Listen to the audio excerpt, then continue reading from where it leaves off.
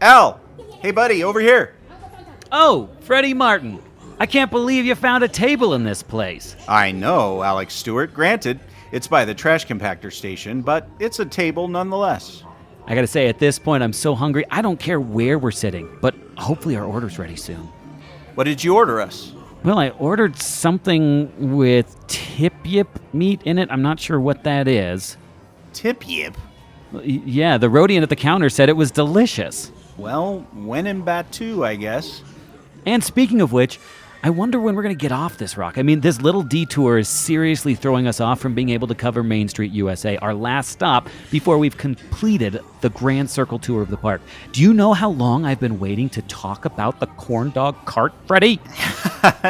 Hey, our trip has not been all bad, Al. In fact, this could be a blessing in disguise. After all, our goal is to cover all lands and areas of Disneyland, right? Yeah. And to be honest, you and I both totally spaced Galaxy's Edge as a part of that coverage, right? Nice pun, and yeah. And it just so happens that I figured out how to transmogrify this communicator device that Michael gave us into a transmitter before he parted ways with us. Okay. And until we find our next move, we have all the time in the world waiting here at the outpost, right? Yeah? Are you picking up what I'm laying down yet, Al? Yeah? Wait, no, not really, Freddie. What I'm saying is that we use this little device to transmit our episodes of The Backside of Water from right here on Batu. Oh, Freddie, that is genius! Well, what are we waiting for? Let's get this new journey started. If I press this button and configure the frequency like this, and there, we are ready to record in 5, 4, 3, 2... Hello and welcome to another episode of The Backside of Water, a podcast that delves into the rich history, awesome stories, and fascinating details behind your favorite Disney attractions. I'm Alex Stewart. And I'm Freddie Martin, and on this episode of the show, we are going to be exploring the newest of all the lands at Disneyland. One of the few places in the park's layout that wasn't touched by the imagination of Walt Disney himself, though it is still a masterpiece in immersive story design. That is right, my friend. We're actually going to be covering the rich story behind Galaxy's Edge. And as always, let's not waste any time getting into it. Hit it, Al. So with that, listener, I want to be very upfront while we get into this conversation. We generally, of course, aren't scripted, but on these episodes, we decided to go way off the script. So we're trying something new. We're shaking it up a little bit, and I'm very excited. And really, where we need to start with this conversation around Galaxy's Edge is Bob Iger, the CEO of Disney. Now, during his first tenure as CEO, he had a big problem, which, again, this is a unique time in our podcast because this is the first time that we've talked about a problem that Bob Iger has had. Generally, we've been talking about problems that Walt Disney encountered or Michael Eisner. And that's what's kind of cool and historic about this area is it's the first time that old Bob Iger was on the spot. Yeah, he had to deal with issues. So, I mean, since this is the first land that Iger has touched, it obviously makes sense that he was the one with the problem. So it's important to understand with Bob Iger, much of his career at the helm of the Walt Disney Company was him acquiring a bunch of intellectual properties. You have companies like Pixar, Marvel, and eventually Lucasfilm. And so with that, we've talked about this in the podcast previously, that each one of the heads of Disney, the major heads, I should say, has kind of been characterized by a specific, how do I say this? A specific skill that they have. Walt Disney was obviously the creative genius that he could take something from nothing. Michael Eisner was the genius of plussing. He would take the something that Walt Disney had created and he would make it even more. And whether it was better is up to a lot of debate. I personally love what Michael Eisner did during his career, but that's another podcast that you've heard me talk about 20 episodes ago. But Freddie, explain the importance of Iger's genius of being an acquirer of IP. Yeah, well, that's how we get to this monolith that we have now of Disney Plus, and you can go on to Disney Plus and see all of the different properties that they had acquired over his tenure. You see 20th Century Fox movies on Disney Plus now. You see National Geographic, and you see Star Wars and Marvel and all of those great things, as well as the locked in, hopefully forever Pixar partnership that creates such great family films and in computer animation. So it's fascinating that he made that the mark of his career and his tenure there, to gain properties that can add value to the company.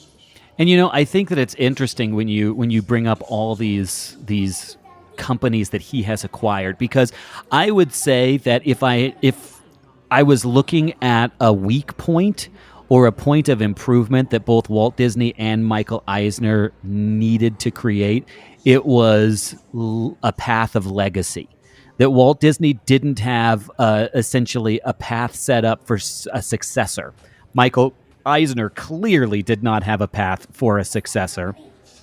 But Bob Iger, and that's the funny thing, is we look and see Bob Iger didn't necessarily have a path for a specific successor, but purchasing all of these intellectual properties the way he did set up whoever that future successor was with an entire, essentially a royal flush in their hand to be able to play at all times. Because when you're only working with Disney IP, and notice how we say only, and we're at a privileged place to be able to say IP, what's only.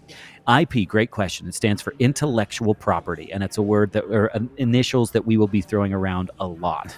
So thank you for adding that in there, Freddie. But when you have an IP like Disney, you can do a lot with it, but you can do even more with Pixar and with, like you said, Nat Geo, and with ESPN and with Pixar. All these other entities that can be built off of just the Disney brand. And you can create just fascinating works from that. So anything from a land in a park to new ways for fans to get the things and the associated ephemera of the things that they're fans of. And this brings in the concept, the business concept that we always make jokes about behind the scenes, but it's the concept of synergy. Synergy was huge in the 80s and 90s. And Freddie, do you maybe want to explain a little bit of the concept of synergy for those who may not be aware of what that word means? Well, synergy. Okay, what is synergy? It's a mix of the words synthetic and energy. Okay, no, I don't know. It probably is. I think you've discovered a new alternative energy source, Freddie. Yes, synergy. Synthetic energy is what it's called Red Bull. Yeah. Yes, it's and I've been watching a lot of alien movies on Disney Plus, which I don't understand how that's connected. But there's synthetics in those movies, but they're robots basically. No, synergy is where you create all kinds of business lines that are associated with your other business lines. I like to think of it in terms of the Happy Meal at McDonald's. Yeah. So when you went and got a Happy Meal, and it was at the same time, back when I was just graduating high school, I think Little Mermaid was out. Oh, okay. Just out. And you went to McDonald's and you got a little King Triton toy with your hamburger and fries. And that's pretty cool. That's one way that the company can license their IP to somebody else, and it can bring in more money. But it's not just the synergy of McDonald's and that they want to be able to sell more T-shirts. They want to sell more home videos. And you can only sell a VHS tape or a DVD to somebody once, but that's why you end up having sequels to The Little Mermaid and TV shows associated with The Little Mermaid. And so your little Happy Meal toy is connected to all of the synergy that they're trying to create. They can sell the CDs, but then they go even further into clothes and souvenirs. And so you're looking at the product lines. And then if they wanted to have a little fillet of fish sandwich in the at at the parks, they could call it a flounder sandwich. Oh, sorry, flounder. Ooh, I guess that wouldn't be exactly true because it's not a real flounder. I mean, Flounder's named Flounder, but he's a little. thank heavens he doesn't look like flounders. Yeah. They don't look like. He doesn't look like a flounder. Flounders have their eyes on one side of their head, And they're flat and ugly. They're flat and ugly. So, But they're delicious. I'm going to say that. Sure. I love a Flounders flounder. are delicious. Not Flounder, the cute and lovable yellow and blue character, but the actual The genus of fish. Yes, but you can take that even further, and you can have CDs and music on your streaming service that is other famous artists covering the song, singing part of your world, and you can touch an adult market for that as well. But And I think sorry, continue. And then it carries on into having an attraction in the park. And sure enough, California Adventure and Walt Disney World and the parks around the world have a Little Mermaid attraction. And so they are finding ways to draw in all the people who want to pay for cool Disney things around Little Mermaid. And that's how they get themselves into this synergistic approach.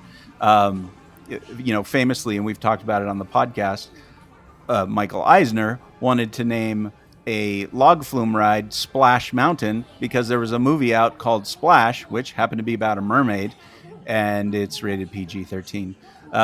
So in case you're wanting to take your kids to it, it's probably not Common Sense Media, that one first. But you just said, tried to mix up Splash, a movie about a mermaid, with Splash Mountain, a ride about the American South. So it doesn't exactly fit in the synergistic world, but that's what Michael Eisner was thinking.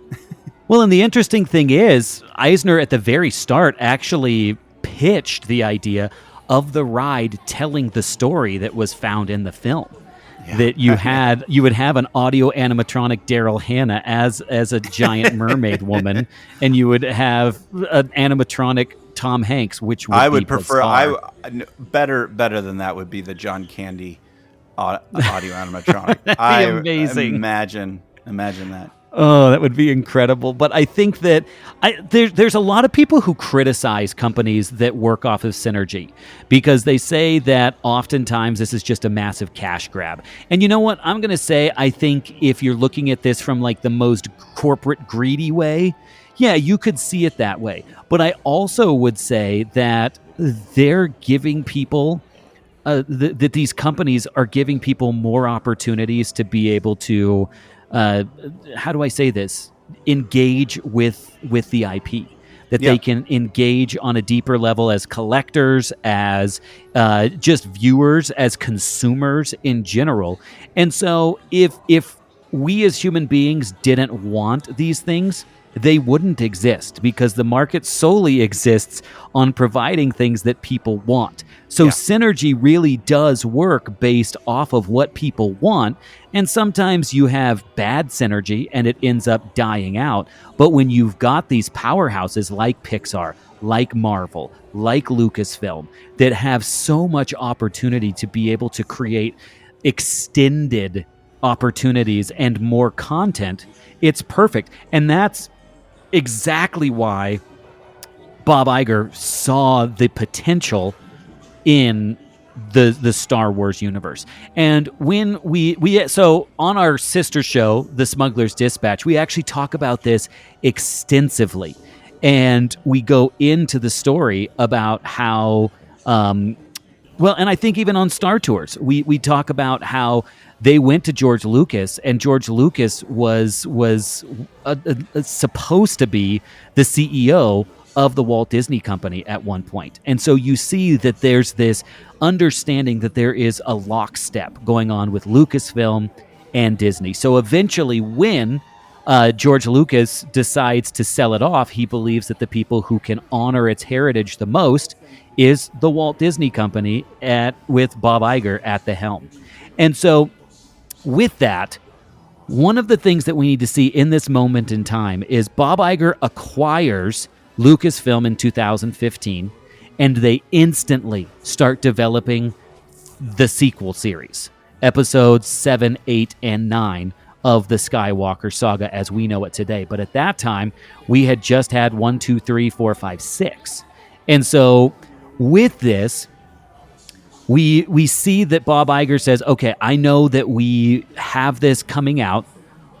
This gives us an opportunity. One, it gives us an opportunity for them to actually finally experience Star Wars in a park, but also have the ability to essentially advertise our new movies with experiences in the park. I don't want listeners to forget that when Disneyland was opened in 1955, the castle was Sleeping Beauty's castle, and Sleeping Beauty wouldn't come out for 3 more years. Yeah. So you see Walt Disney doing this all the way in the 1950s at the inception of this park.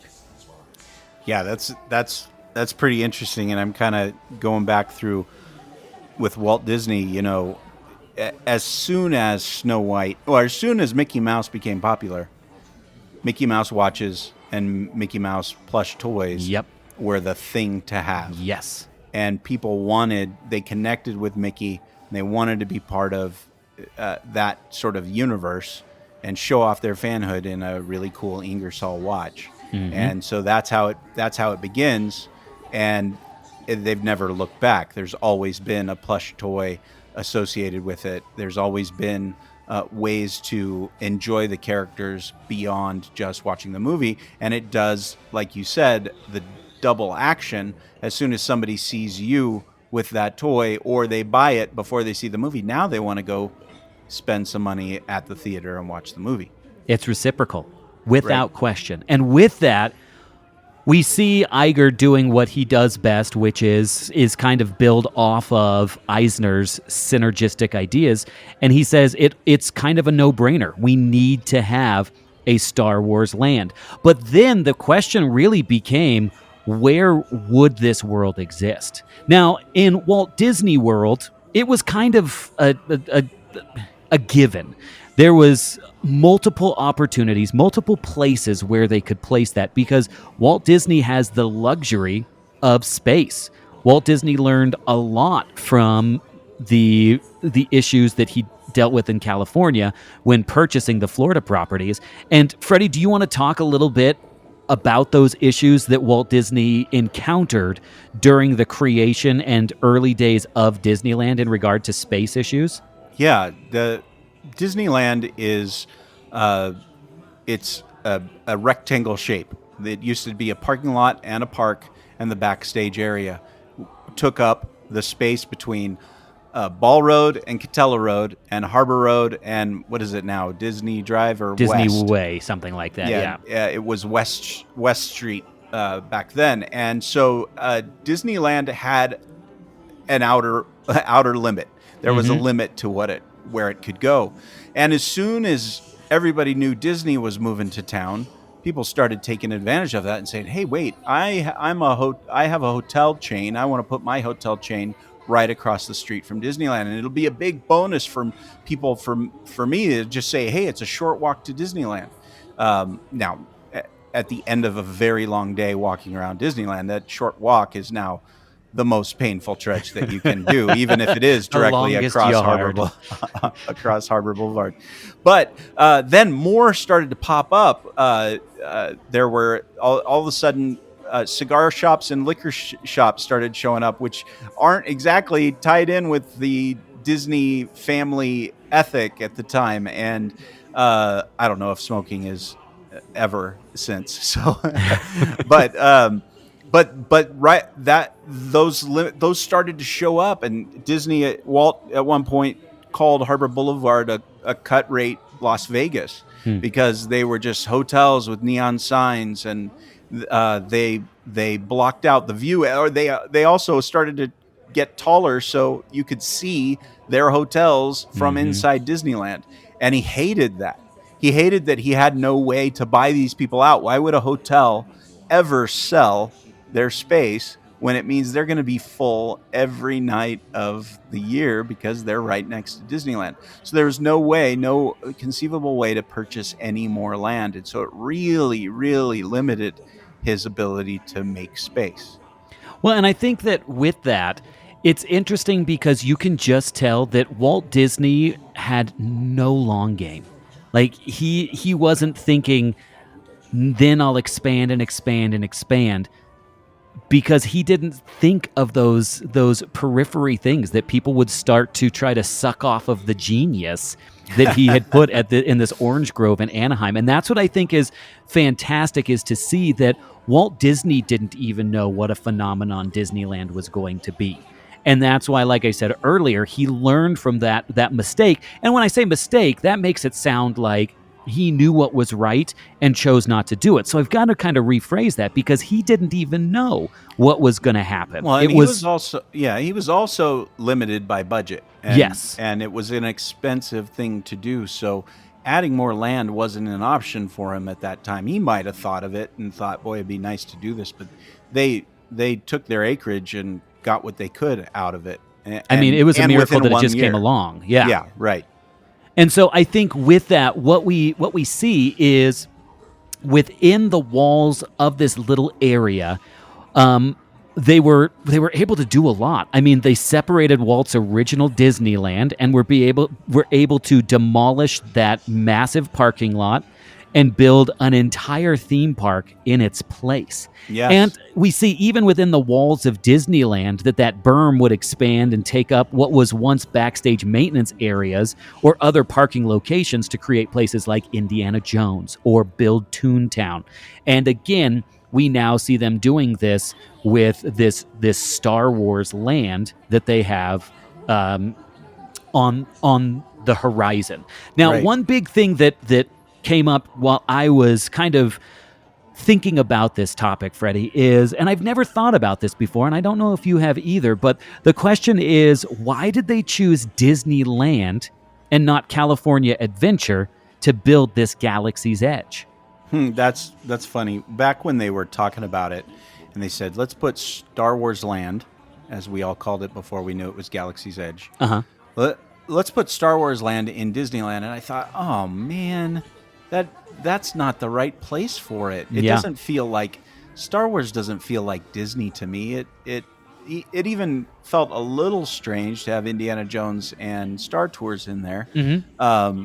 But it felt like, oh no, what are they going to do? What are they going to tear out? What are they going to take away to put in Star Wars? Which, hey, it would be great to go and experience a Star Wars land, but why can't it be in California Adventure? California Adventure is a smaller park, but there was space. I mean, eventually they put in Cars Land, so it could have fit in that area maybe if the footprint was right and they could design it into that space. And even now, there's space that they've shown that they're going to be putting in more Avengers attractions in And there. Pandora. Yeah, and so they are being very, very creative with space, but California Adventure seemed to be the most appealing in my mind, because where does Star Wars come from? Star Wars comes from California. Fair. Skywalker Ranch. Skywalker Ranch, and it was Californians and Hollywood that brought us Star Wars, so that seems to be the right place for it. Sorry, I just thought about the greatest addition of it. Star Wars Land is actually just a recreation of Skywalker Ranch at California Adventure. That's a Michael Eisner idea. And he's like, and then you'll walk through the sound stages. Yes. And you'll walk through the mixing booths. And then you're going to have your host, Drew Carey, take you out into the vineyard.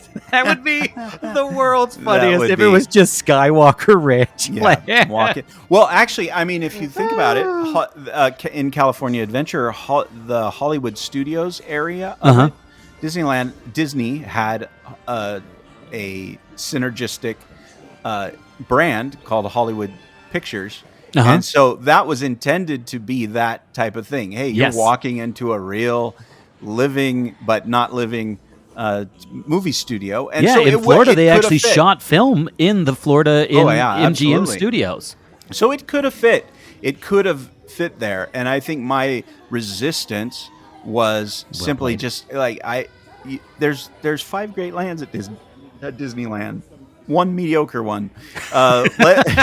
Why not put it somewhere else and not spoil that? But Well, and I think another thing that we haven't really talked about is the nature of the parks. You just said that all of those lands are cohesive. It is a singular work of art, whereas California Adventure clearly, for the longest time, and even now people argue, it is a collage. It has no overarching theme. They tried to do that when they revamped it and created like the Buena Vista Street, and they're like, we're going into Walt Disney, coming into California.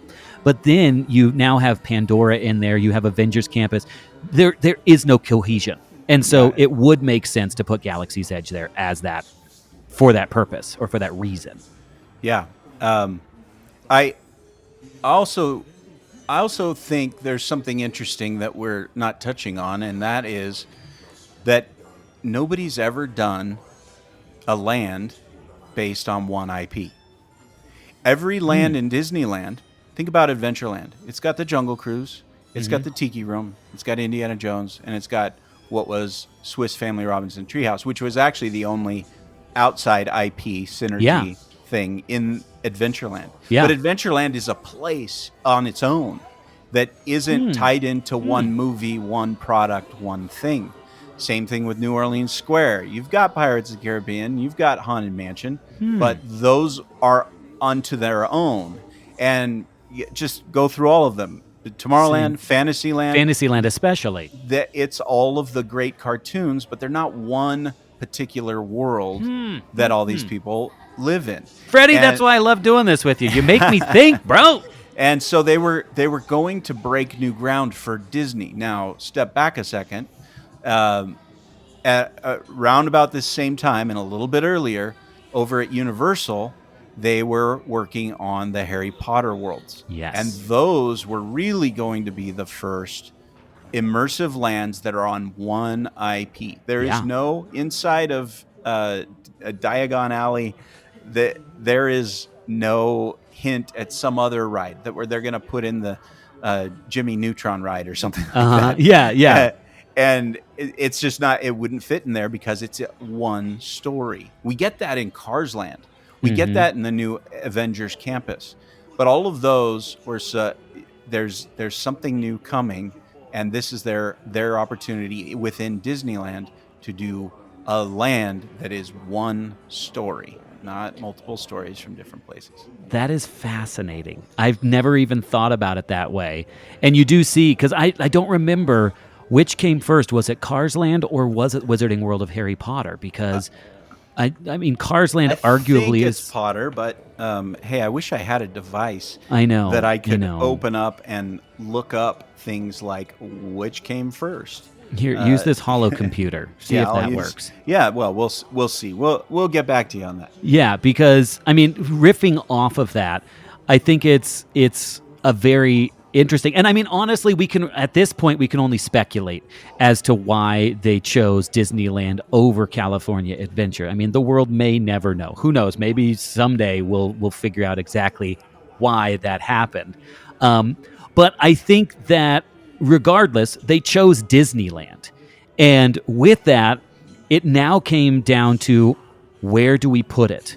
I mean, are they going to repurpose someplace in the park, or are they going to build something completely new? And I think that, to me, it would only make sense for them to repurpose someplace like Tomorrowland, which is what I think everybody thought they were going to do when they first announced this.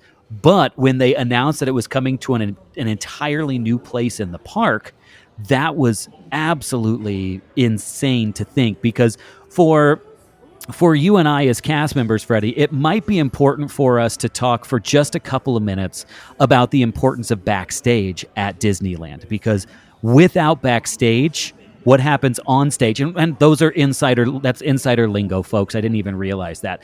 Insider lingo is on stage means that's where everybody's playing in the park. That's where all of the guests and the rides are and the food and all that.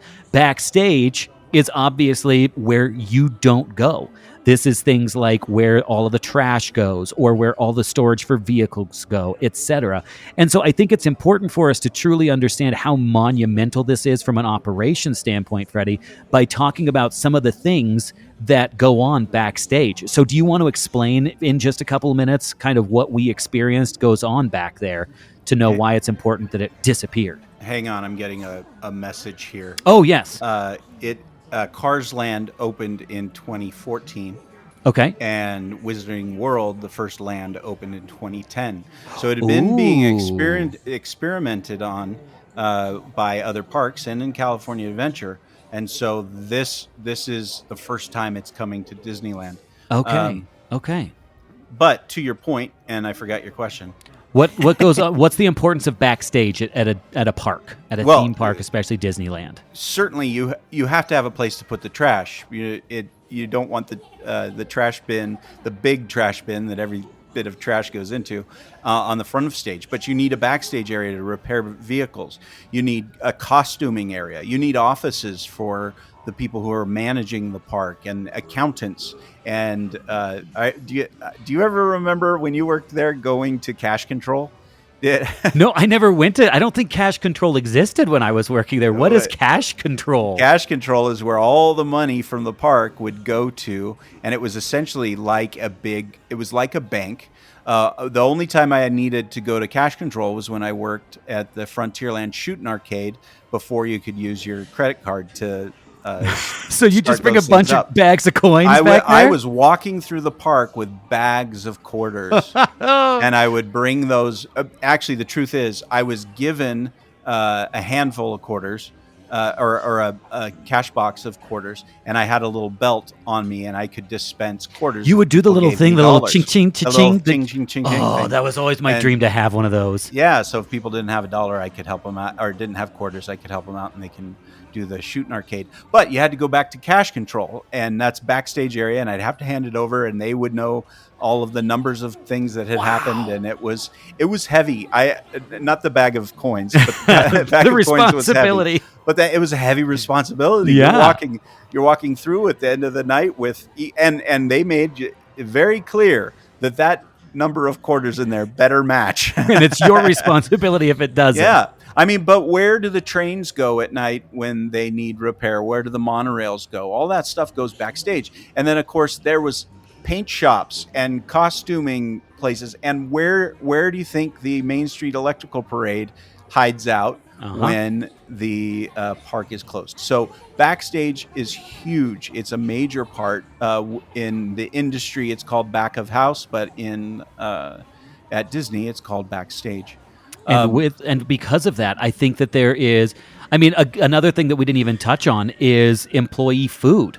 That you've got multiple restaurants back there, commissaries that are serving food to all of the employees who are working there. And again, to put this into perspective, I know this number has grown, and I think I have a ballpark. But when I was working there in the mid to late 2000s, it was 27,000 employees at Disneyland Resort. And now I believe that it's close to 41,000. Yeah, I think that's right. And with that, you got to feed people. There's bathrooms. Well, and you're not seeing 41,000 employees working on stage. You don't have 41,000 employees there. So you've got to remember that there are multiple hundreds of employees working throughout a day in the backstage area that you're not even seeing. And also backstage is an important part of park development because you do have to have expansion space, and Disneyland didn't have a ton of it. If you've ever driven over the over harbor on the overpass over the 5 freeway, you can see into the back. You can see the backside of It's a Small World. You can see the Matterhorn. You can see, and those are almost to the freeway. Yes. And so there was not a ton of expansion space on the backside of Disneyland. And so the question of where are they going to put this, it felt like Tomorrowland was going to be the victim. Yeah. Especially because with that space being so critically important, there was just, from my perspective and probably from yours, Freddie, when they were starting to make these announcements, there was just no way that they were going to mess with the backstage. But lo and behold, what did they do? They decided to keep Tomorrowland, and Iger and WDI, Walt Disney Imagineering, decided that it was time to expand the park physically and move back into the backstage area. Then the question became, where do we expand? Because you've got an entire back end of that park that runs arguably from the back of Critter Country all the way through the spine and ending back at It's a Small World. And where they chose was Critter Country to basically Fantasyland was where they are going to take all of that backstage area and reserve it for Galaxy's Edge. Now, I think the thing that's interesting about this, though, Freddie, is a lot of people haven't talked about this. In fact, I don't really know anybody who's talked about this. We touched on this on a very, very early episode of The Backside of Water when Harry was at the helm with me. And we had talked that they were going to create a land in that space already. It had already been concepted, and this land was called the Land of Legends. And we haven't talked about this at all in this show in depth, and I am so stoked to explore this because this is one of those things that really nobody talks about, and it would have been absolutely insane. So if I can, Freddie, I would love to be able to create a little context before we start digging into the kind of the meat and potatoes of this land. Yeah, let's do it. So first we need to understand historically where this falls on the timeline. The Land of Legends flashes back all the way to the 1970s. So at this point, Walt Disney has passed away. He passed away in 1966, and we see that the Florida project is moving forward without him, with Roy Disney, his brother, kind of taking the helm. And Walt Disney World, which is what it would finally show to be, as far as the name goes, Walt Disney World was open in 1971. And during this, just like with Walt's Park, after the opening, it's not like they said, okay, it's open, we're done. They were continuing to build off of it. If you look, I would love, listeners, for you to go back and look at a 1971 park map of Walt Disney World, and you are going to be shocked how empty it is. The western side of that park is absolutely chock full of stuff. But when you look at the north and the east of that park, it is barren. All they have is Autopia in that area of the park back in 1971 for the most part. And so you see that they're constantly plussing these things. And one of the things that they were building and in the process of is something called Big Thunder Mesa. And for those listeners of the show that have made it from the first episode all the way to now, Big Thunder Mesa should hopefully ring a little bell in your memory because we cover what Big Thunder Mesa was all about in our Big Thunder Mountain episodes, that 3-part arc. So if you want to go back and hear an in-depth understanding of what Big Thunder Mesa is, go back to those episodes because it's one of those that I love, the lands that never got built in Disney parks. And this is one of those, when you listen to it, you're going to be drooling by the end and being like, why did they not make this? Because truthfully, I was hoping during D23 when they were making those announcements about Walt Disney World, I was like, wait, Big Thunder Mesa's coming to Frontierland? Oh, Cars. Which I'm stoked for Cars, I'm not going to lie. But with this Big Thunder Mesa area, the big e-ticket attraction was going to be something called the Western River Expedition. Freddie, oh my goodness. Can you talk a bit about what people would have experienced on Western River Expedition? Well, Western River Expedition, try saying that 5 times fast. That's a mouthful. What was the closest thing that we can think about it was the very, very successful Pirates of the Caribbean ride.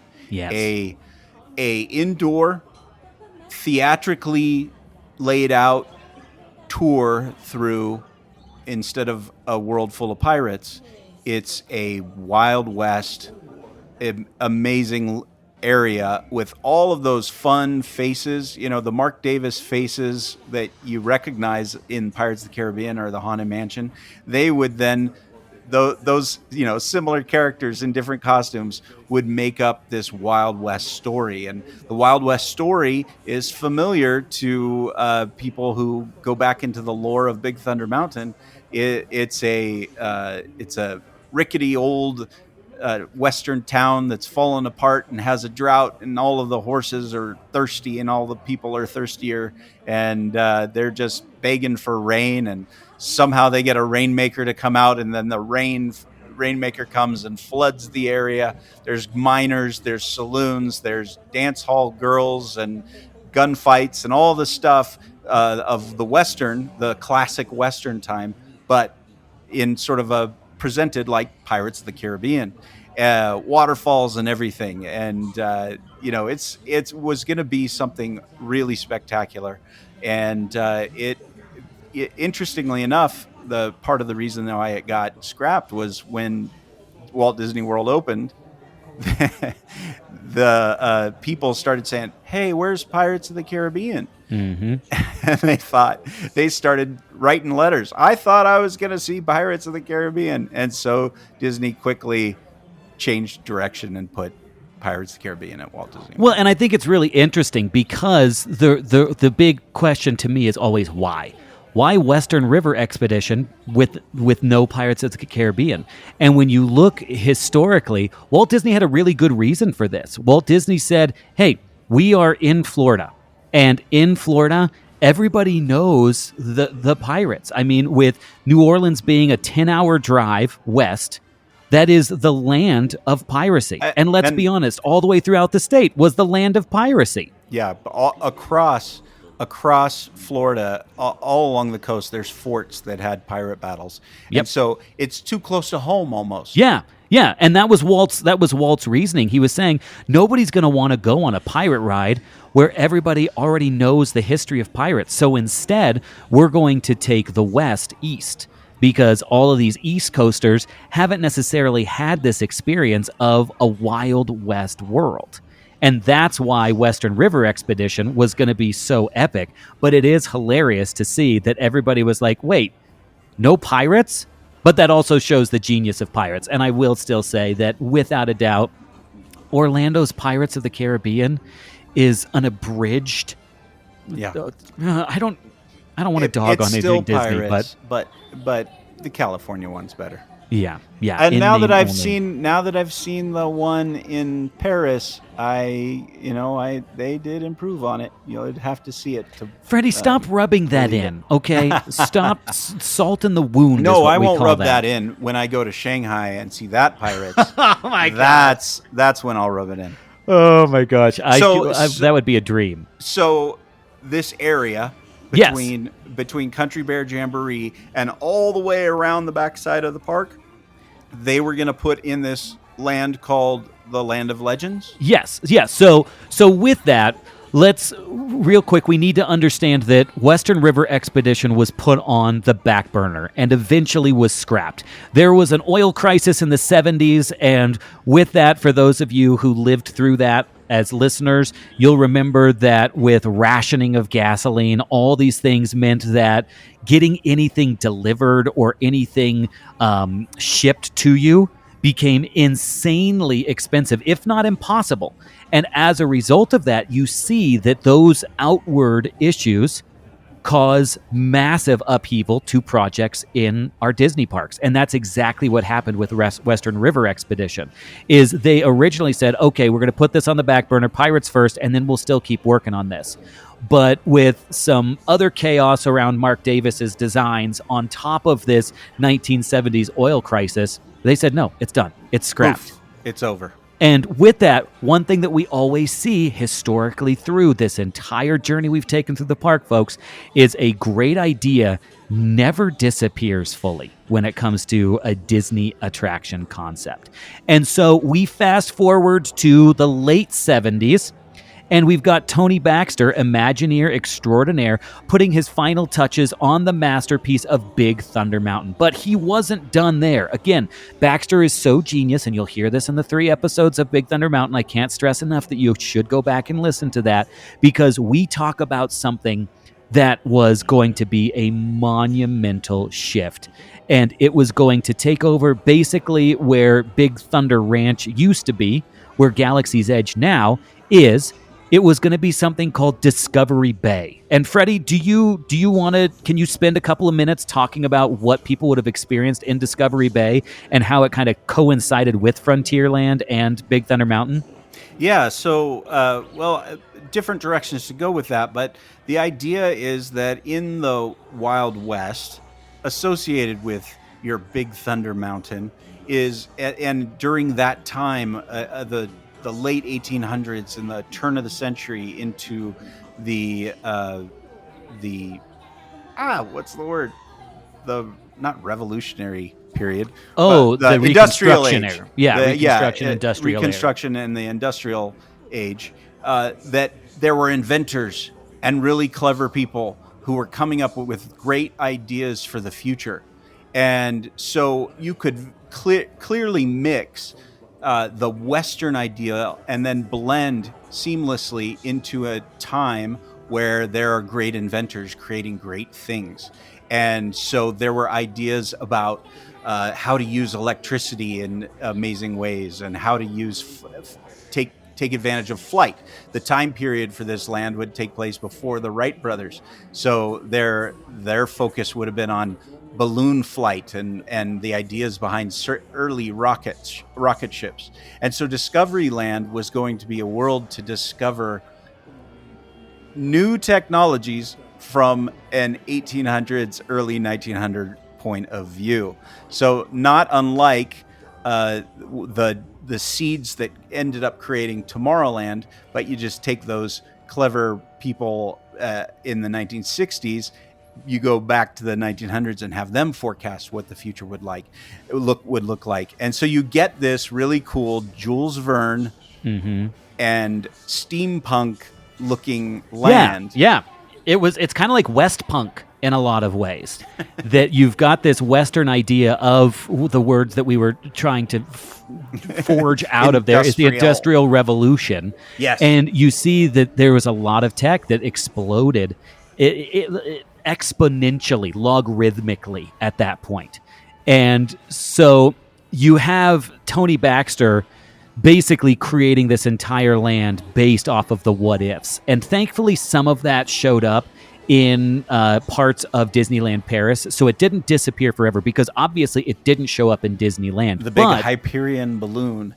And there was going to be a balloon ride that eventually gave rise to the Soarin' Over California and Soarin' Over the World idea that we were going to be able to fly high over the natural wonders of the U.S. And their Space Mountain is based off of Jules Verne. Or no, is it Trip to the Moon that it is based off of? Yes. Okay. Voyage to the Moon, I think. Yeah. Which is a great short film. If you ever get a chance to watch it, watch A Trip to the Moon. It's fantastic. Yes. And then go down the Hugo path, because when you look at automatons, oh, heaven's sakes. Here you go. So, here okay. you go. So all of that stuff was planned for that area that is now occupied by Galaxy's Edge. But it was going to extend back behind the rivers of America there, and they didn't want to, because they experienced a problem with Critter Country. Critter Country was a dead end, and they wanted to solve the problem of the dead end. And so basically what they did is they said, okay, we've got to have something that's going to connect this Discovery Bay and take it all the way as a pathway over to Critter Country. So what are we going to create in this area? And they created this Land of Legends. So with this Land of Legends, it was kind of it was a good play off of Rivers of America and Frontierland and Critter Country. So perfectly thematically pitched, in my opinion. And these are the things that you would have seen in there. Basically, the Land of Legends was themed off of the characters from American tall tales and myths. So you've got a lot of these characters like Sleepy Hollow. And this is something that's interesting, is when you look at all the different blogs, going even back to like 2008 at the beginning of things like Mice Chat, there's people saying, how awesome would it be if there was a Sleepy Hollow dark ride? And what they didn't realize is in the late 70s, Walt Disney Imagineering had already concepted an idea for a Sleepy Hollow dark ride that was going to be in the Land of Legends. There was also another dark ride that follows this character that I knew nothing about until I started doing research on this, a character by the name of Windwagon Smith. Freddie, have you ever heard of Windwagon? I have heard of Windwagon Smith, and I would love to have seen his invention. And, so you got to explain what his invention is. Windwagon Smith was thinking, how do we get people across the prairie from the east to the west without a train and without a railroad? How do we get the pioneers across the country in a better and faster way? And this dude created a sailing ship on wooden wheels that people could get into and soar across the country, across the plains. Now, what he didn't really think of is how rutted and messed up the terrain, untouched terrain is. And I don't know if he got much far past St. Louis, but the wheels couldn't take it. It just wasn't an engineering marvel. But yeah, there's a story about Windwagon Smith, a real guy who could have become a Disneyland attraction. And you see this all over. I mean, there was legends about Ichabod Crane if he was based off of a real person. Same thing with, what's his name? Pecos Bill. Paul Bunyan. Pecos Bill. All these characters, yeah. Johnny Appleseed and so, John Henry. Those stories, actually, this is interesting. Disney had made a Casey Jones, not Casey Jr. Casey Jones was a railroad driver who drove west, and he's one of America's tall tales. And he was actually seen at the Chicago Exposition back in 1898. He was a real person. The real person. And Johnny Appleseed and John Henry, the guy who dug the tunnel against the machine. Yes. A classic story of the Industrial Revolution. And Paul Bunyan, of course, the giant with his babe blue ox. And so the area that we're talking about that's in the backstage area would have had enough space, and they thought they could put this Land of Legends. Back in the 90s, they released all of those movies together under one film called Disney's American Legends. And I think you can watch them all on Disney Plus, if I'm not mistaken. Yeah, likely. And so there's another bit of synergy that they were trying for. We've got these films. We could create a land around these films. And with that, you also had, speaking of Paul Bunyan, you had a Paul Bunyan-themed buffet, which I would have loved. Yeah. I think another thing that I love that they were going to do back there is they were going to do a throwback already. If it's only the 70s, I mean, Disneyland's only been open for 20-odd years. They were going to open a shop that was inspired by Davy Crockett. And when you listen to our episode on the Davy Crockett Explorer canoes, we talk all about the phenomenon of the coonskin cap. And so obviously that stuff would have played out in there and already played on the nostalgia of Disneyland on top of the tall tales. So talk about another example of synergy. But what would tie all this area together, because what is a land without an e-ticket attraction? What they would tie everything together with is the Western River Expedition. It would finally have a place to live in this new land, this Land of Legends. And it would point towards the Pecos Bill stories. And if you've ever watched the Pecos Bill cartoon from way back in the 40s, that you can see how that could turn into a ride and be an amazing thing. All that, it's just, it's Pirates of the Caribbean in the West with this wild man Pecos Bill going around and shooting stars out of the sky. I think that, what my memory was just jogged on, Freddie, is when you were talking about in the 90s, they released that. You know what I would imagine they released all those old cartoons? Do you remember there was a film starring Patrick Swayze called Tall Tale? Yes. And it was The Legend of Pecos Bill. It was a Disney film that was live action that basically had a kid transported back in time to experience life with all these tall tales characters, this Paul Bunyan, Pecos Bill, etc.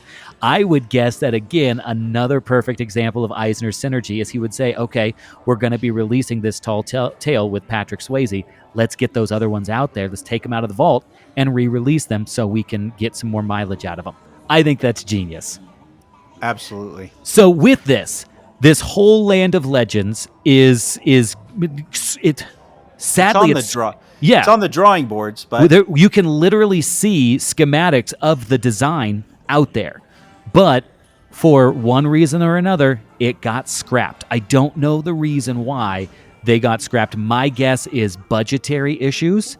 And again, it's just one of those where if you look at the coulda, shoulda, wouldas in Disney parks, when you look at things like Edison Square, you see it all around the park that these things that were going to be fantastic then just disappeared. When you look at what they were going to do to Main Street when Roger Rabbit was opened, all these different things that could have been just disappear for even some of the most innocuous reasons and some of the most petty reasons in a lot of ways. But the point does stand that area was already kind of mapped out as usable space. yeah, So expansion area. so they used it to, I guess I should say, Iger and WDI looked at this and said, hey, we've already got the structure for this. Why don't we just build back there? And with that, they decided to put Galaxy's Edge in that space. But Freddie, I remember you and I had a conversation a while ago, and you told me that Tony Baxter had actually come up with a concept for a Star Wars land. And I don't know, was it in this area that he had concepted, or walk me through that again because my memory's cloudy on it. Yeah, what I had mentioned is I had the pleasure of hanging out with and interviewing Tony Baxter one day, and he shared with me, and this was right when Galaxy's Edge had been announced and there were still questions about where it was going to go. And he said, they don't like my idea, but That's a terrible way to start a sentence with Tony Baxter. Yeah, he says, they don't like my idea, but I think it's just perfect that if you went from Tomorrowland and you got on a monorail track and we extend the monorail track to the parking lot that is north of Ball Road and across Harbor Boulevard, extend the monorail track out into Anaheim and have it go over to this bit of unused land that they have that's a lot of employee parking and things like that are over there. It's also where they would drop off the animal and the animal trailers and parade floats kind of hung out over in that area, sort of an unused space.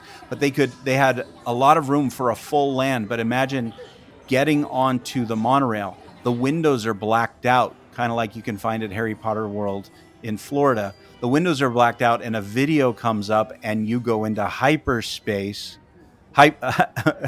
light speed to Endor. You go on light speed to get to Batuu, but it's off property in this other space. That would have been awesome. That's where Tony took it. But for a while there, actually, Tony and his team, and this is when Tony was retired, by the way, that he told me that. That's why he said they didn't like my idea, because he doesn't work there anymore. He wasn't on the payroll anymore. Yeah. But what his idea was, and what they had sketched a lot of work on, was something that would take over Tomorrowland called Lucasport. Which is fascinating.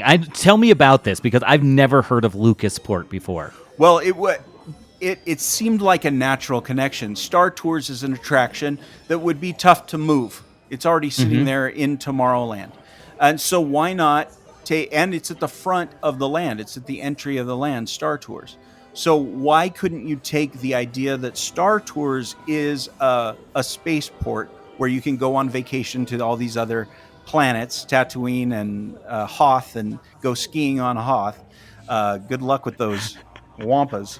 But to now extend into all the rides, turn Space Mountain into a Star Wars ride, and which, hey, they ended up doing. But all of those places in Tomorrowland could be reimagined into Star Wars world. In fact, there was a covered in the area where the People Mover station used to be, and now they have this clunky thing up there that's supposed to tell time if you're from space. Yes.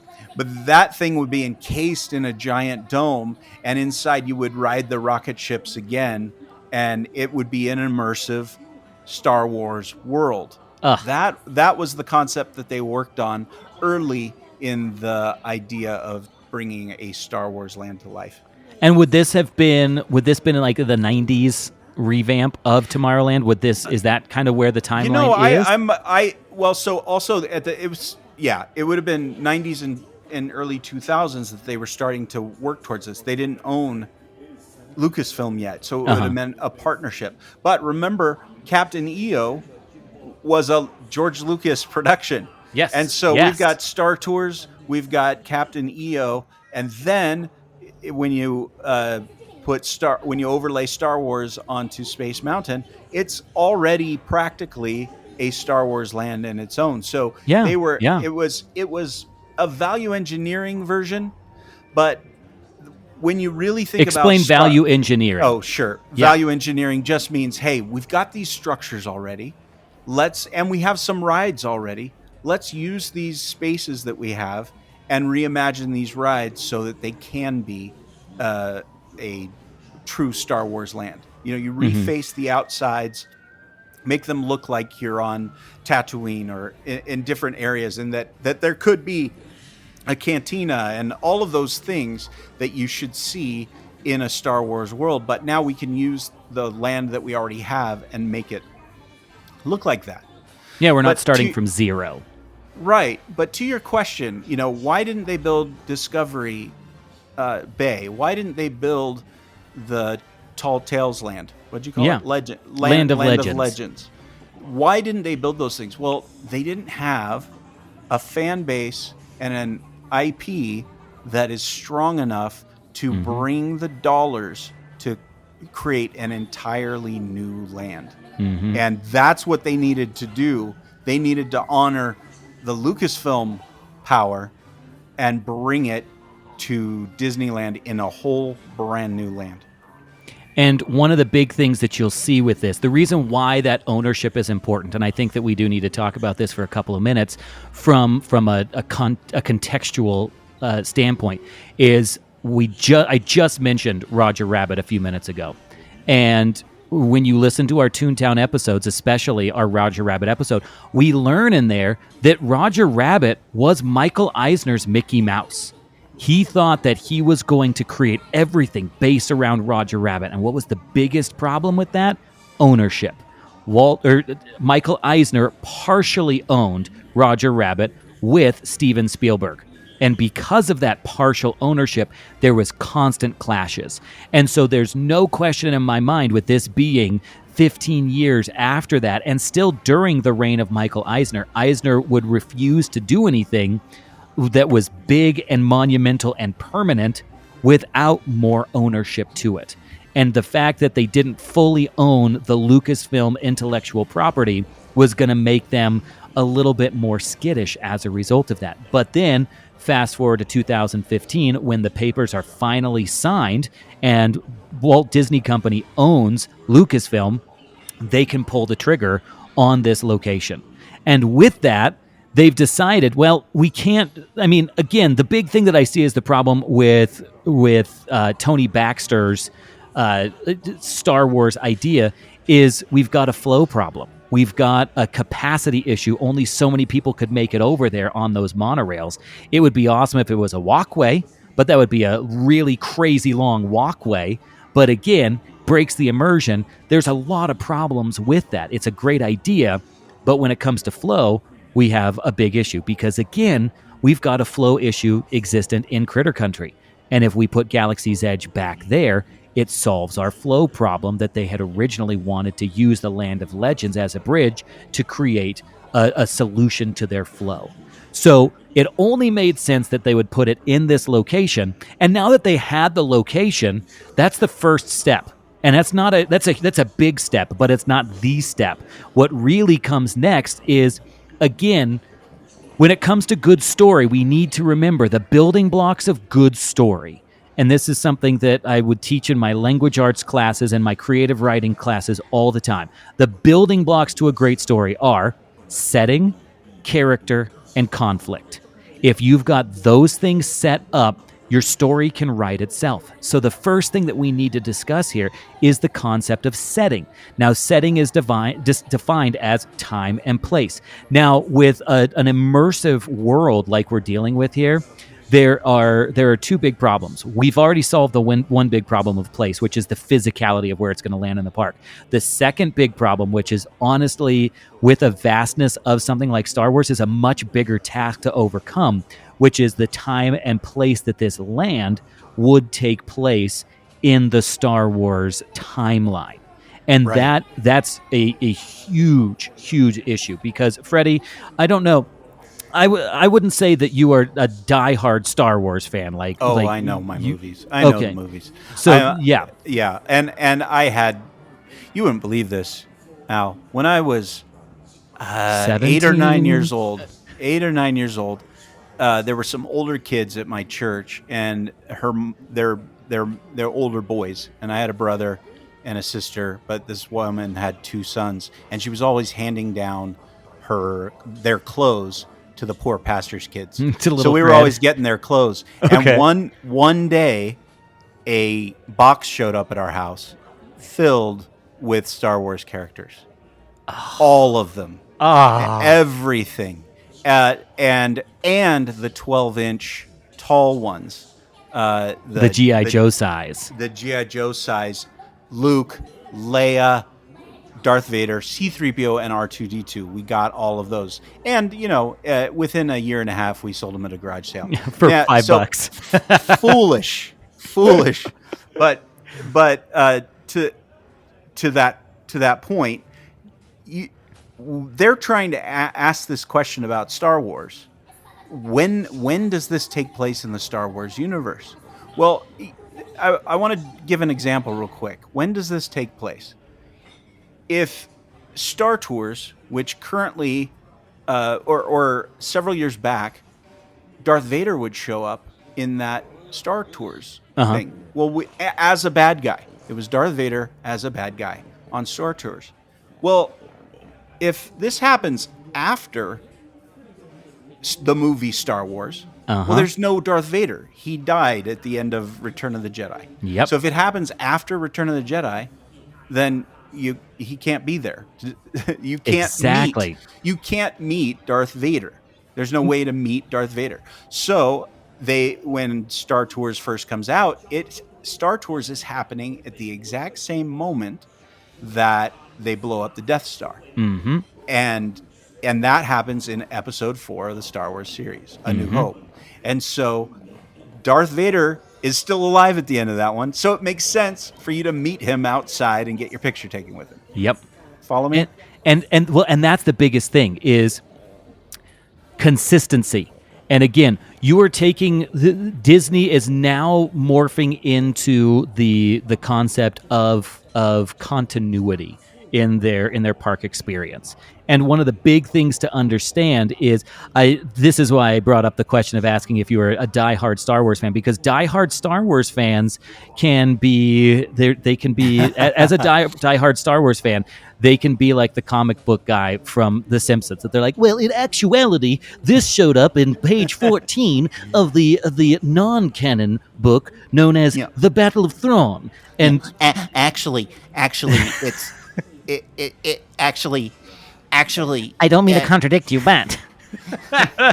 And I only throw those stones because, y'all, I'm throwing them at myself because I Yes, realize truly. already there's no such thing as the Battle of Thrawn because Thrawn is a person, and so you can't battle no. over a person. Deep So don't dive. get me started on Star Wars lore because, y'all, if I'm as big a fan of something other than Disney, it's Star Wars, and that's But where Star Wars fans know their timeline. Yes, they and know they know what's them happening religiously. when. And And- so That's and a with problem. that, yeah, that's the big hurdle that they have to overcome when it comes to creating this land. So, I mean, at the very beginning, it would make sense that they started concepting that this would take place between episodes 1 and 6, somewhere in that world, because you're going to see all these fan favorite characters. But that doesn't take into account these 3 new episodes of the series that they're getting ready to put out in theaters over the next respective 4 years of time. So with that, Iger, who was really actually smart thinking ahead on that, said, hey, you know what? We've got to realize that if we go back in that time, we're stuck in that time. And there's really no way for us to be able to bring in our current IP. And if we're looking to create some sort of snake eating its own tail sort of concept here, we've got to have a world where they can live out Star Wars as we're putting it out to a new generation in theaters. And with that comes the problem of when, because they know they're coming out with an episode 7, 8, and 9. But the question is, I mean, think about this again in real world time. They're coming up with these concepts at the same time that they're writing The Force Awakens, which is the first film that was released in 2015. And as a result of that, they're having to really kind of play mental gymnastics and timeline gymnastics, because they've brought in this entire world that then has absolutely created a massive rift within the fandom between creating something called Legends and canon. Now Disney has to understand the delicate nature of Star Wars fans and what they consider canon, meaning things that actually happen in the timeline, and Legends, which are things that didn't not happen, but they haven't been confirmed that they'd happened.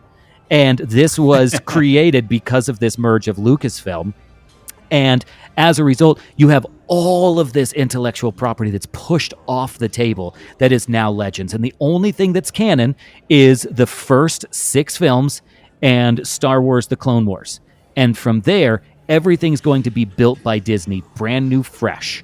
And so what do we do with our parks branch of this new approach that we're taking to Lucasfilm? And so they really did have to do a lot of gymnastics, because as they were doing screenings of this, and were working, I should say, as they were doing screenings of The Force Awakens, they were actively developing a land based on the prequels and the original trilogy. And Iger sees that these theaters are exploding with excitement for The Force Awakens, and he says, we've got to do this. So they decide that they're going to compromise. And what they're going to do is they're going to set a land in Disney that, and notice that I don't say Disneyland, because that's another thing that we'll talk about, not just Disneyland. They're going to set a land in Disney parks that is going to take place somewhere on the timeline between episode 8 and episode 9 to solve the exact Star Wars problem that Freddie talked about, that you're going to want to see your Kylo Ren characters. You're going to want to see your General Hux characters. You're going to want to see Rey. You're going to want to see BB-8. You're going to want to see Finn. You're going to want to see the whole gang there. And well, so keeping in mind that the people, everybody who loves Star Wars loves all of Star Wars. There's naysayers, naturally. Actually. yeah. In actuality. But the ones who grew up as kids watching the original trilogy, Mhm. and then the second trilogy are having kids and grandkids Yeah.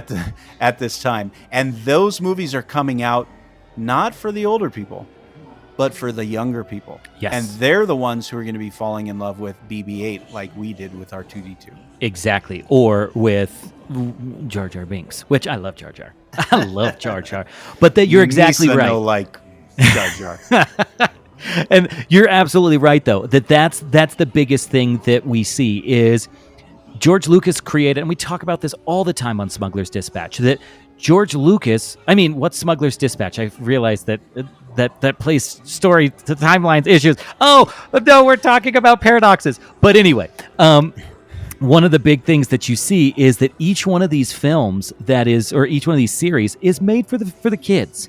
The kids are the ones that are going to enjoy it the most and who it's designed for. And they're going to adults, carry on that fandom for 40 years. 100%. And so it only would make sense that this land that they would build would take place during the sequel timeline. And with that, one thing that I think is fantastic is now that they have the time and the place in the Star Wars timeline. Clarify. What is Yes. the time and the place? Okay, What so is the time and time the place they decide on?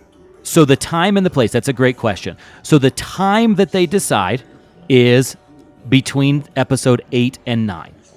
And now again, remember, they're forecasting, they're projecting, because at the very beginning, 2015, 8 and 9 aren't even scripts at that point. But they're going to say, okay, we're going to push it there. So they come up with that timeline before that exists in canon world of Star Wars.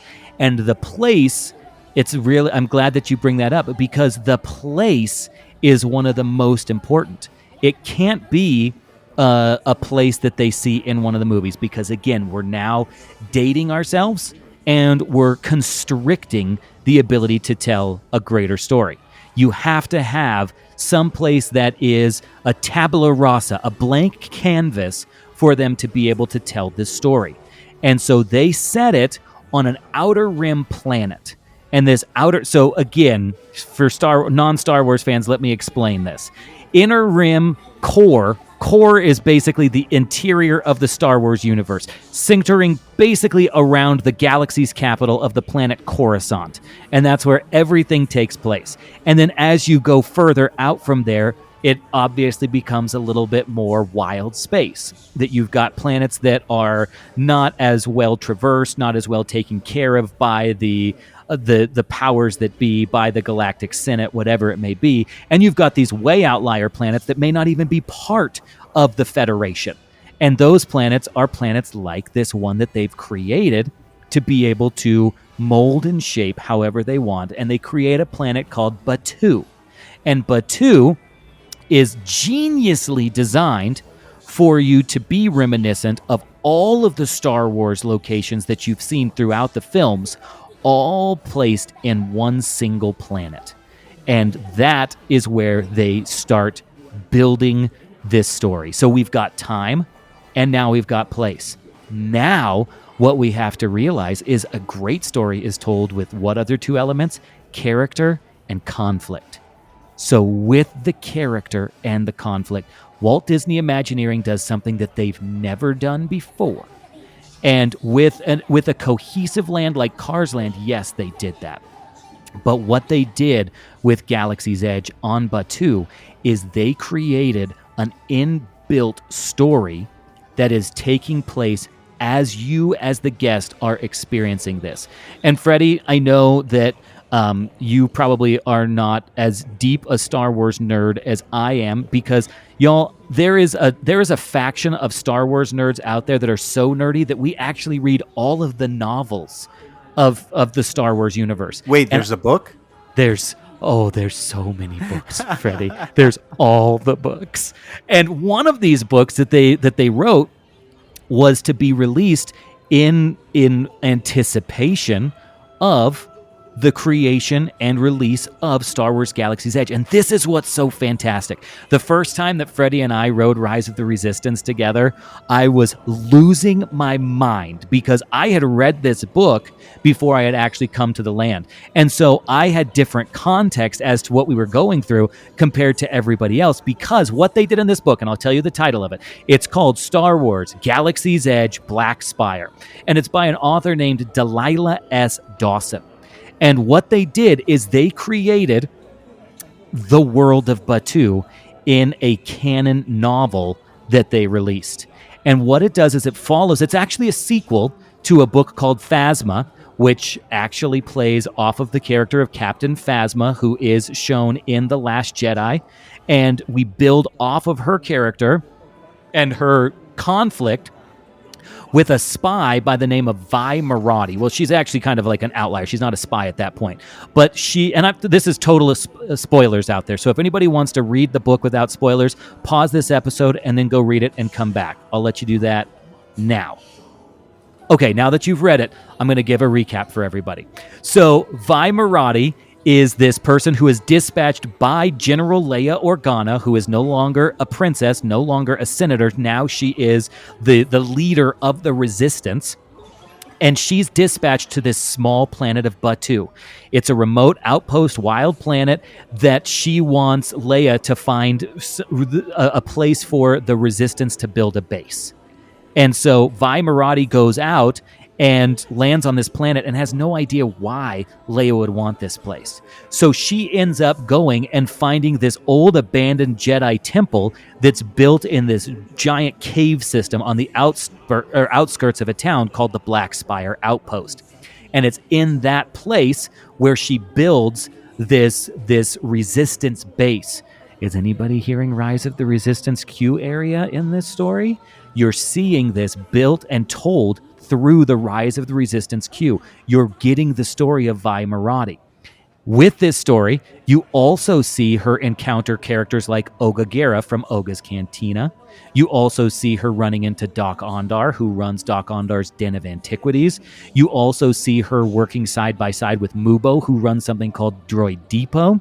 And you also see her interacting with the scrap collectors working under this character by the name of Savi, who has a connection to this group called the Jedi that she believes once existed, so on and so forth. And you follow the story of Vi Marati basically exploring the world of Black Spire before you as a reader do. And you then go out and you experience this yourself in the park. And it creates an inbuilt character and conflict for you to live out as a guest when you get into the park. Yeah, that's really remarkable. The idea that when you get onto the Haunted Mansion, your character, you are a person exploring a haunted house. Yeah. And you leave a person who just explored a haunted house, or a ghost, depending on whether or not they choose storyline. But when you go into Galaxy's Edge, into Batu, you find yourself in a variety of different roles. Mm-hmm. We'll talk more about that when we talk about Rise of the Resistance, but because you can live in the marketplace, or you can live and hang out over in the resistance camp, or you could live and hang out on the other end with the villains. You can be a smuggler. Yeah. You can be a smuggler. You can be First Order. All kinds of characters that live in this space, and they've created a space that allows you to do that.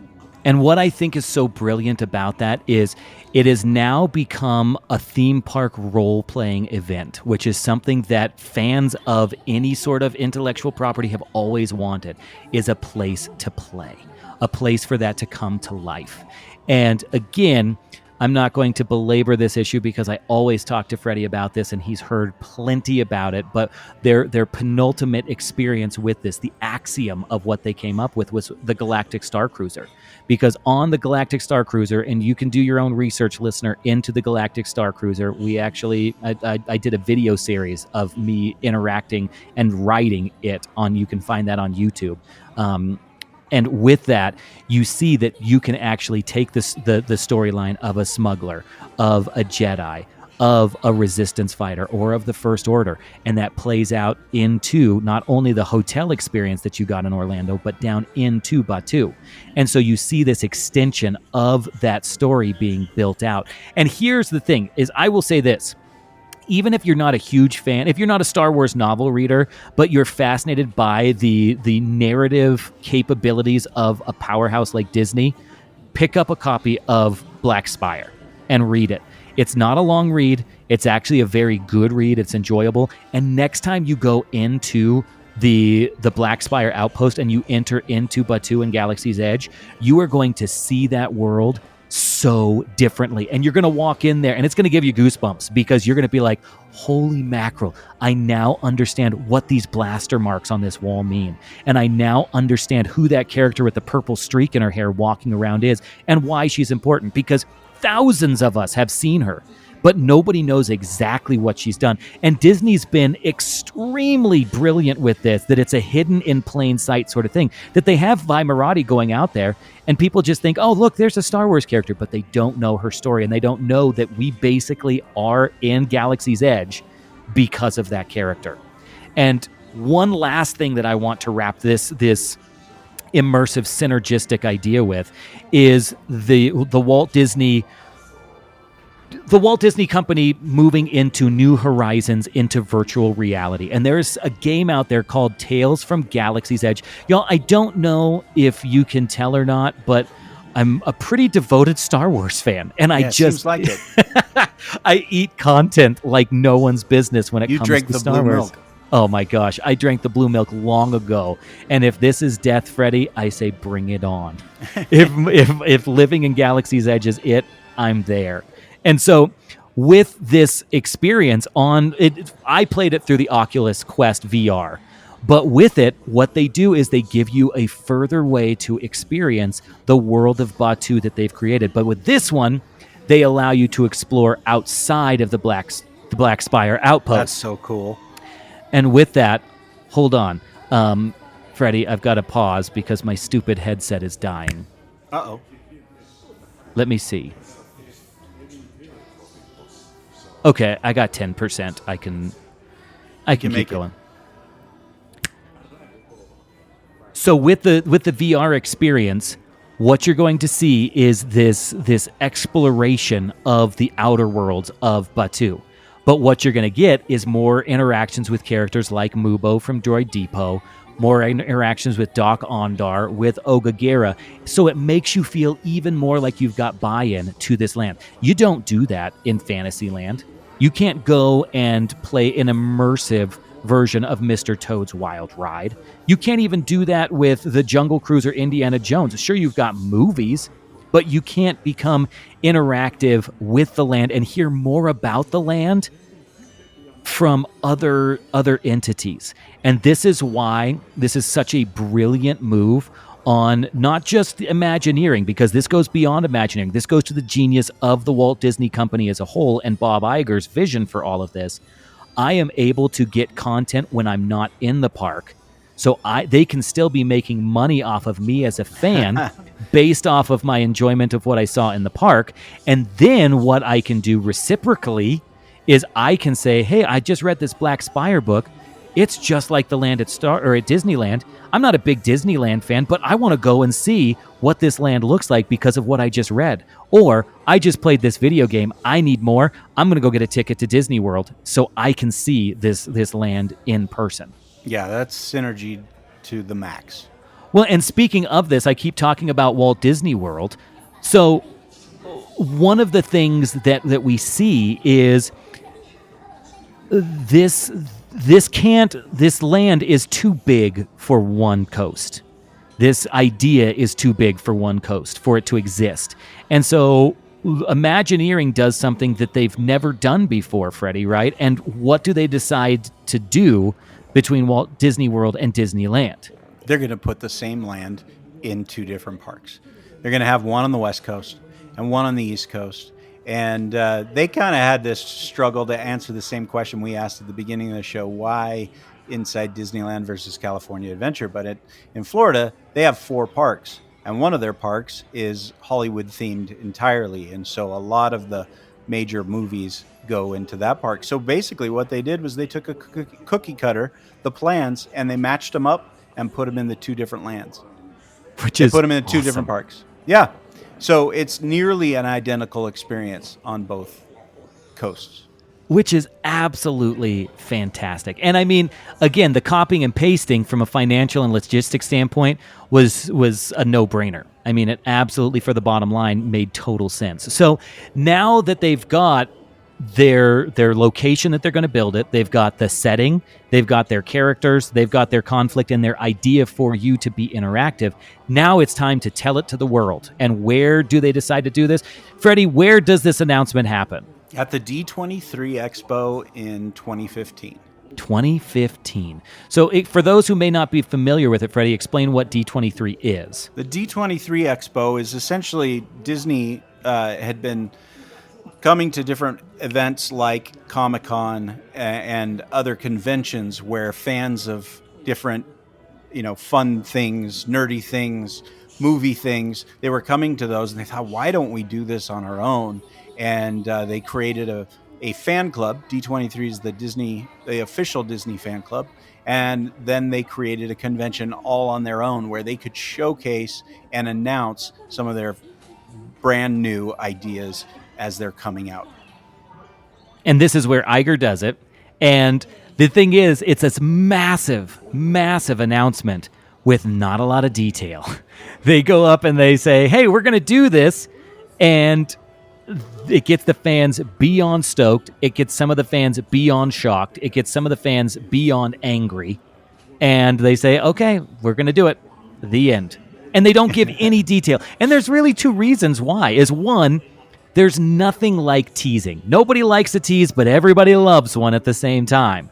And that's what Iger did. Is he said, hey, I'm gonna dangle that carrot and see what you think.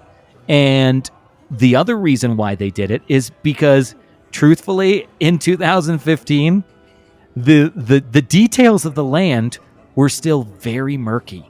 They even Imagineering didn't have all of the solid understanding, because remember, they're racing against the clock at this point. Iger knows that the timing has to be perfect on this to release this land in order for it to hit with the films. And so they say it's going to be released in 2019, and outside of that, they didn't have much. So from the perspective of Walt Disney Imagineering, now that these announcements had been made and these main ideas established, they needed to start planning and actually executing inside the park itself. Order for Gern Blanston. Gern Blanston? Yeah, that's us over here. Oh, Gern Blanston? It's a code name, Freddie. You never know how far our celebrity status may reach. I didn't want to be mobbed by history-hungry podcast listeners for lunch. Oh, if you say so, Al. Here you are. Can I get you anything else? Just a ticket off this rock. He's joking. Yeah, I think we're all set. Thanks very much. Well, if you do end up needing anything else, just grab a docking bay worker. Thanks a lot. What the heck is this stuff, Al? Like I said, it's something called tip-yip, which I've heard is kind of the Earth equivalent of chicken. I'm not gonna lie, it smells pretty awesome, though. Yeah, and only time will tell what we think of the flavor. Well, bottoms up. Hey, you two! Huh? Did you hear that, Freddie? I did. Don't look, but I think it's the guy by the trash compactor over there. I've got a message from your spy friend, Michael. Hey, how do you know Michael? Don't look directly at me. Just keep eating your tip-yip, acting like there's nothing amiss. Okay. As I was saying, Michael sends a message. He wants you to meet a Twi'lek by the name of Vashna Orik at Oga's Cantina tonight. Fasha? Oga? I can't keep up with all these weird space names. He'll be in the far booth, away from the hustle and the bustle. He may be able to help you. Now, I have to go. Good luck, you two. Thanks? That was odd. I'll say so. What do we do?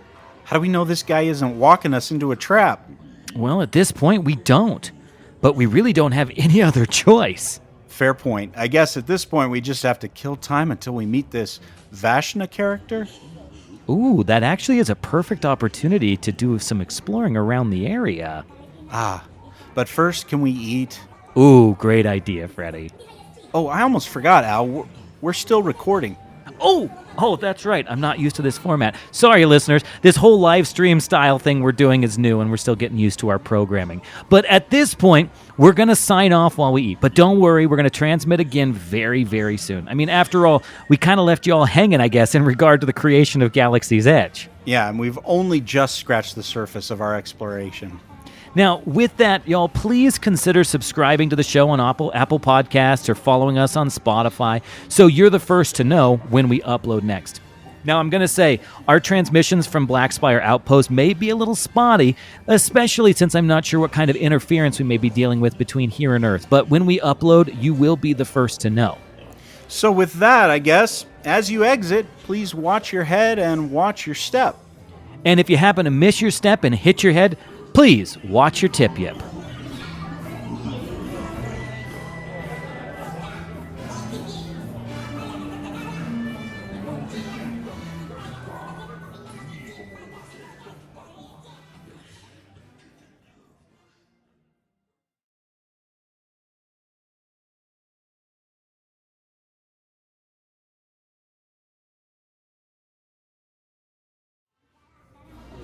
So, Freddie, how's your tip yip? It's not bad. It tastes like chicken. Fair enough. Freddie, I gotta say, off air, I kind of am putting this theory together. I mean, I can't believe how much the real Batu looks like the Batu in Disneyland. And I know this is going to sound crazy, but we know that there's this shuttle that leads us directly here potentially, and we've got a spaceport in Disneyland. How weird would it be if we found out that Imagineers were actually like smuggling themselves and sneaking into Batu and taking all of these ideas directly from this planet? Wouldn't that be insane? Huh, yeah, that would be weird. Wouldn't it be cool to get an Imagineer to come onto the show? Do you think that there's Imagineers who are just like floating around Batu potentially? Let's keep our eyes out, and we might find some sort of unsavory character who turns out is actually an Imagineer in disguise. Oh, that's a great idea. Oh, and are you going to finish that tip yet?